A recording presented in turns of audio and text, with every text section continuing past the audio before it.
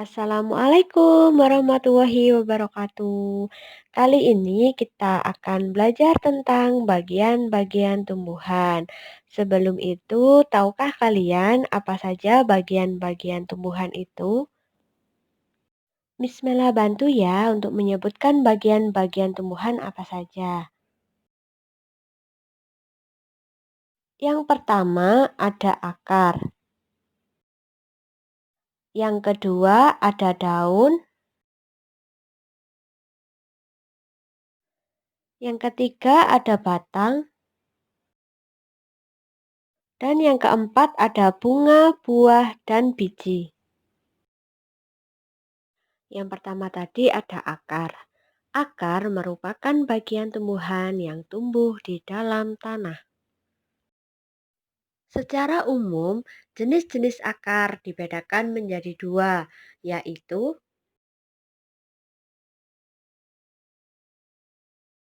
yang pertama ada akar serabut. Akar serabut berbentuk seperti serabut dan berukuran kecil. Akar serabut dimiliki oleh tumbuhan berkeping satu, contohnya seperti padi dan jagung. Yang kedua ada akar tunggang. Akar tunggang terdiri atas satu akar besar dan akar-akar lain merupakan cabang dari akar utama. Akar tunggang ini dimiliki oleh tumbuhan berkeping dua, contohnya seperti mangga dan jambu. Ada beberapa bentuk akar lain pada tumbuhan, di antaranya yang pertama ada akar gantung. Akar gantung keluar dari bagian di atas tanah dan bergantung di udara. Tumbuhan yang memiliki akar gantung yaitu pohon beringin.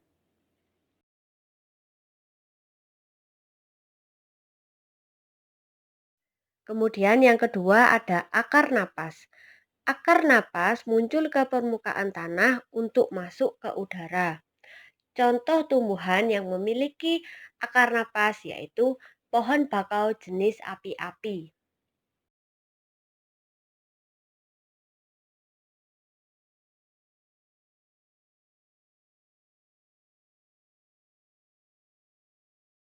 Yang ketiga ada akar tunjang. Akar tunjang tumbuh ke segala arah untuk menunjang batang. Contohnya pada pohon pandan.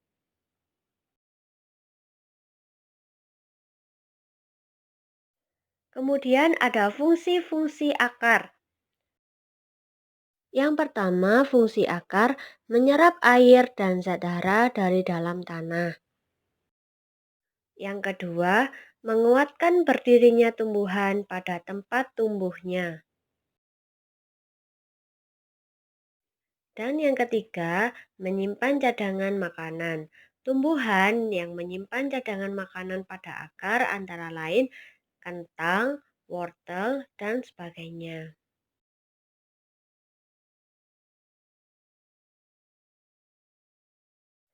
Kemudian kita akan membahas tentang batang. Batang adalah bagian tumbuhan yang berada di atas tanah. Jenis-jenis batang ada dua. Yang pertama,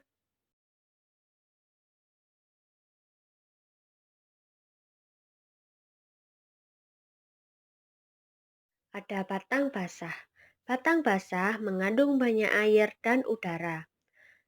Jenis batang ini biasanya berada pada sayuran seperti sawi, daun bawang, seledri, bayam, kangkung, dan masih banyak lagi.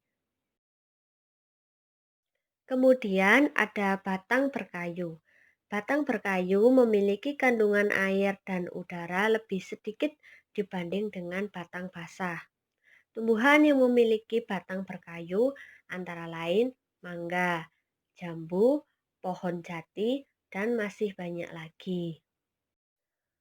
Sedangkan fungsi batang ada tiga, antara lain yang pertama, tempat tumbuhnya daun, bunga, dan buah. Yang kedua, menyalurkan air, zat hara, dan zat makanan ke seluruh bagian tumbuhan.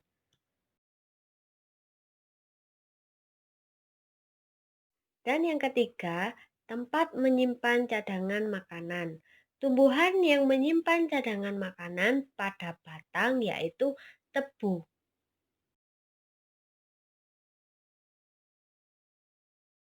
Bagian tumbuhan selanjutnya yaitu daun. Daun adalah tempat di mana terjadinya fotosintesis pada tumbuhan. Berdasarkan dengan bentuk tulang daun, daun dibedakan menjadi tiga. Antara lain, yang pertama ada bentuk tulang daun sejajar.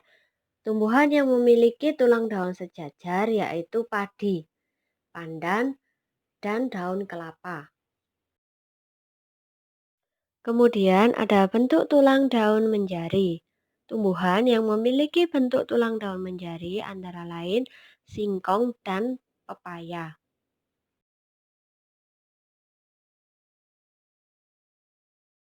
Yang ketiga, ada bentuk tulang daun menyirip.